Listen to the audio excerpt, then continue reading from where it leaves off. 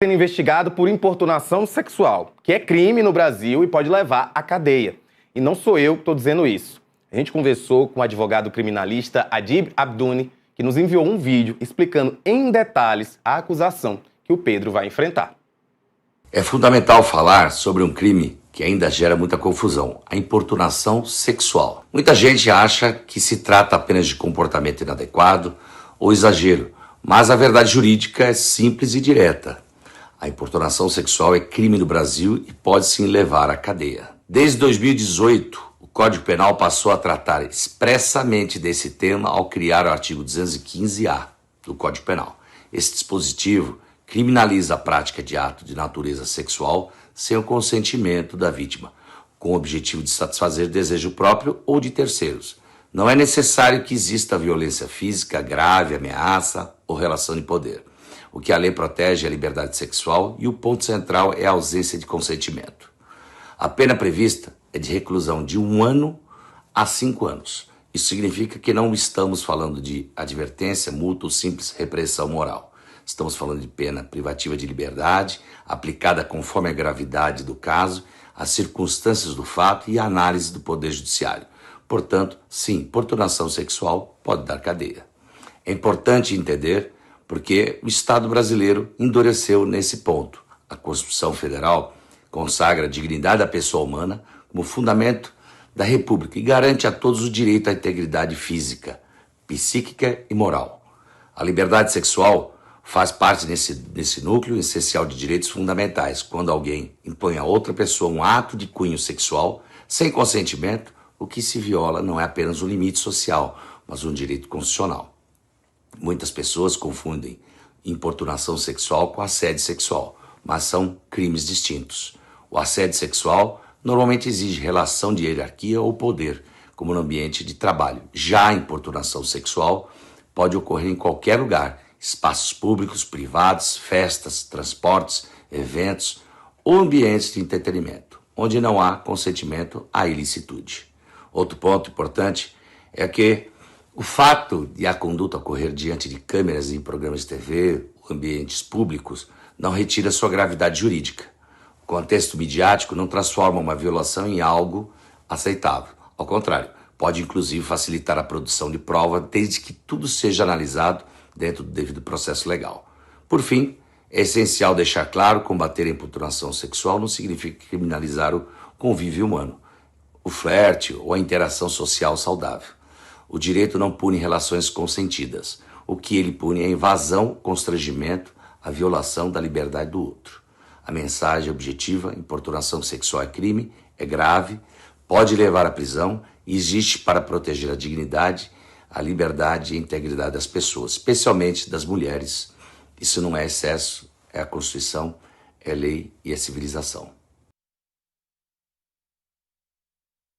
Tá aí o advogado explicando bem o caso pra gente, inclusive fazendo a diferenciação entre importunação sexual e assédio sexual. E antes da gente seguir, olha essa matéria na coluna Fábio Oliveira. Vamos encher no telão, pessoal, para poder a gente falar sobre ela agora. Família diz que Pedro está em surto que não reconhece parentes. É isso que está sendo dito pela família do Pedro. Segundo ele estaria delirando. De acordo com a família, ele teve que ser internado em uma clínica de recuperação. A polícia, por sua vez, está investigando o caso. Pessoas próximas ao ex-participante revelaram que Pedro desembarcou em Curitiba na manhã desta segunda e, de acordo com essas fontes, ele estaria em estado de desorientação. Ele está sem condição de qualquer coisa, está delirando, surtado, não fala coisa com coisa e, para ter ideia, nem sabe que estava no BBB. Iremos interná-lo para sua recuperação, ainda procurando um local certo e seguro, contou um familiar ao portal Léo Dias. Ainda de acordo com a família, o Pedro está mentalmente abalado. Pegamos ele no aeroporto pela manhã, mas mentalmente ele não reconhece nem o pai e o irmão. Acha que está na França, que a filha já nasceu.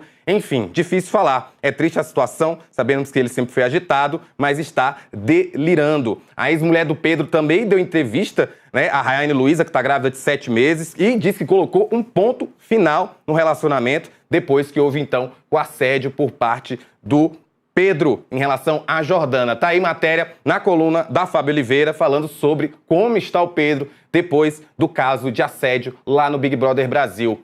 Ô, Fábia, Isso diz muito a respeito do que você estava comentando mais cedo, né? De fato, aparentemente, e de acordo com a família do Pedro, ele não está bem, né? Pois é, tá em surto, né? Agora, é uma pena a família tenha detectado isso a partir de um programa de TV, né? Que tem exposto tanto o rapaz, né? Porque não é possível. Se ele tem um problema psiquiátrico, isso não começou há uma semana, né? A gente vê o delírio dele já naquele vídeo, volta a falar, quando ele diz que ganha 20 mil reais vendendo flor. Gente, ninguém ganha 20 mil reais vendendo flor na noite. Não existe isso. Então, assim, a gente já vê que ele não está bem há algum tempo. Só que a família também parece que não prestou atenção no rapaz, né? Agora a mulher dele também não prestou atenção nele, sabe? Então, assim, ele é culpado? Mas tem todo um entorno para olhar, né? Ele não era uma pessoa sozinha. Então, não é possível que as pessoas convivam com esse tipo de gente e não vejam que alguma coisa não está certa. Né? Eu vi pela TV que alguma coisa não estava certa com ele. Gente, ele não conseguia um diálogo, ele não conseguia concatenar as ideias, sabe? Então, assim, é muito triste. Isso não, de novo, isso não apaga a importunação sexual que ele fez com a Jordana. Não apaga. Mas ele já vinha surtando muito antes. Muito antes.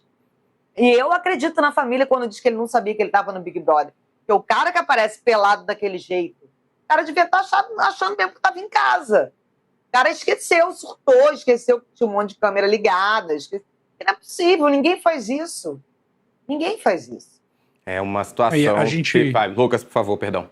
A gente vê nessa matéria que a Fábia trouxe, né, que tem um depoimento aí da família e tem o da namorada, né, da esposa, e os dois falam sobre o histórico do Pedro também ali, né? Ela fala que ele mesmo falava que era bipolar, que ela já notava que o comportamento dele era estranho, mas que achava que era coisa da idade. Então, assim, é um histórico que ele já carrega, é óbvio que ele já carrega, não apareceu agora no Big Brother. A situação do Big Brother pode sim ter agravado, porque é uma situação de estresse, de ansiedade, e tudo isso, né, que é para fazer os participantes se sentirem mesmo com essa ansiedade maior, com esse estresse maior, mas aí agravou a situação que já vinha do Pedro. Então, assim, eu acho que existe um erro aí muito grande dele ter entrado no Big Brother com essa situação, com esses problemas todos. Está ali então todo mundo já sabia que ele tinha problemas, que ele era, sei lá, bipolar, ou que ele enfrentava uma ansiedade muito grande.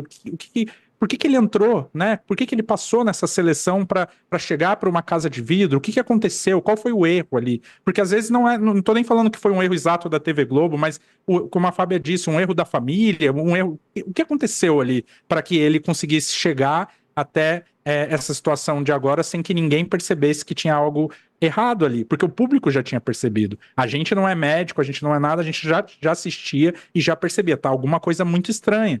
As pessoas da casa ficavam se questionando o tempo todo. Ele é mau caráter ou ele tá passando por algum problema? Era essa a dúvida ali, né? Ou os dois. Às vezes a pessoa é mau caráter e também tá passando por um problema. Mas a gente não sabe exatamente o que foi. Do prato do outro. Ele fazia umas coisas que não eram compatíveis com a idade dele. Não é possível que ninguém enxergou isso, gente. Não é possível. Jogaram esse menino aos leões. E agora ele precisa de tratamento, sério. Porque não é possível, não pode ser normal. Ou então ele é um puta ator. Mas eu não acredito.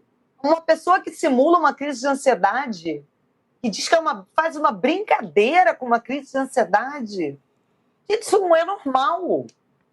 Essa pessoa não pode ser normal.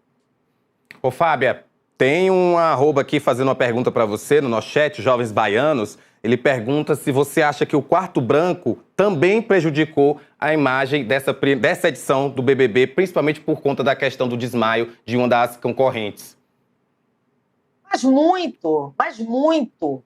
Eu já falei que sofrimento humano não é entretenimento. Eu não gosto, eu abominei o quarto branco.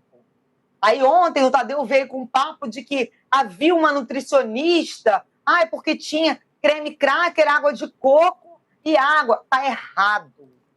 Tá errado. Tá errado. Tinha choro de bebê, tinha martelo na cabeça, tinha um monte de som estranho. Isso é tortura. Ninguém tá vendo isso não, gente. Ninguém viu isso não. Não é possível. Eu tenho pay-per-view, eu não botei no quarto branco hora nenhuma. Hora nenhuma. Não me faz bem ver as pessoas passando esse tipo de situação. Nem por 5 milhões, nem por 10 milhões, nem por todos os milhões do planeta. A menina desmaiar e ser desclassificada porque ela desmaiou, o corpo não aguentou. Por mim, tinha que entrar todo mundo. Sabe? Esse quarto branco tinha que ter durado, sei lá, horas. Não dá para você deixar uma pessoa numa tortura dessa esse tempo todo. Todo mundo fedendo, sem banho, banheiro fedendo, com creme cracker, com fome. Sabe? O Matheus falou de fome, o Tadeu ficou todo milindrado. Ai, não tem fome. Tem fome, bota você, Tadeu. Fica você, Tadeu. Com creme cracker, água de coco e água que eu quero ver. Fica você. Parem de romantizar o quarto branco, tá errado. Tá errado. O Boninho saiu e o Dourado perdeu a mão. Essa é a verdade. O quarto branco, na época do Boninho, eram horas. Fazia ali um negocinho, daqui a pouco tava todo mundo oba-oba, tudo certo. Mas chegava comida no quarto branco. Chegava almoço. Ninguém ficava com creme crack, vinha pra cá com papo de nutricionista. Tá bom pra demitir psicólogo, nutricionista. Tá bom pra trocar essa equipe do BBB, viu? Ô, Lucas, vou aproveitar então que tem pergunta também aqui do Lucas pra você. Ele pergunta se o Dourado, com esses últimos acontecimentos, essa primeira semana bem intensa do BBB, ele entra aí na reta pra perder aí o poder entre os diretores da Globo ou só vão trocar a apresentação pra dar uma amenizada e dizer que fez alguma coisa? Ou seja, tem até o Tadeu envolvido nessa situação. Eu acho que tem que ligar um alerta em todo mundo. Essa primeira semana foi muito intensa aí com questões que a gente já levantou de demora no atendimento da Globo, que poderia ter acontecido coisas piores do que já aconteceu, né? A participante desmaiou, o Henrique Castelli teve uma convulsão, 2 convulsões, foi uma semana intensa ali na TV Globo, que tem sim que ligar um alerta, porque não pode ser um problema não pode ser um programa que vai continuar tendo esses problemas. Aí sim, acho que o Dourado entra na reta se ele não ligar esse alerta, né? Porque, por enquanto, acho que tá suave ainda pro Dourado resolver, entre aspas. Mas se continuar dessa forma, acho que sim, pode entrar na reta, sim. Minha gente, de novo, uma semana só, mas só para dar um resumo dessa situação toda, assédio é sério, saúde mental também é muito sério. Então vamos ficar ligados nos dois. Semana